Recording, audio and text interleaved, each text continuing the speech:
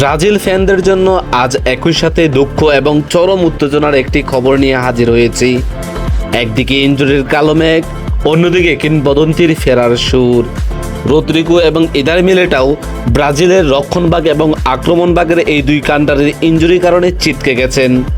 কিন্তু তাদের জায়গায় কারা আসছেন তা শুনলে আপনিও চমকে উঠবেন।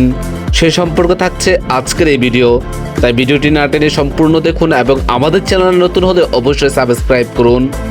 হ্যাঁ বন্ধুরা, ঠিকই ধরেছেন, মাঠ কাঁপাতে আবারও হলুদ জার্সিতে ফিরছেন নেইমার জুনিয়র এবং অভিজ্ঞতার পাহাড় থিয়াগো সিলভা।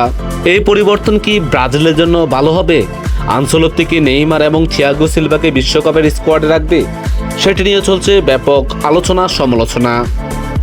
রদ্রিগোর গতি বনাম নেইমারের ক্রিয়েটিভিটি কোনটি বেশি কার্যকর হবে বিশ্বকাপ মঞ্চে? আর রক্ষণভাগে মিলেটার বদলে সিলভার অভিজ্ঞতা কি গোল হজম কমাবে? ফুটবল বিশ্লেষকরা মনে করছেন এই দুই অভিজ্ঞ তারকা ফিরলে দলকে মানসিকভাবে অনেক শক্তিশালী করবে। প্রিয় বন্ধুরা, আপনার কি মনে হয়, নেইমার আর থিয়াগো সিলভার ফিরলে কি ব্রাজিল হেক্সা জয় করতে পারবে, নাকি রদ্রিগো মিলেটার অভাব পূরণ করতে পারবে না? আপনার মতামত কমেন্টে জানান। আর ভিডিওটি ভালো লাগলে লাইক দিন এবং আমাদের চ্যানেলটি সাবস্ক্রাইব করে আমাদের পাশেই থাকুন।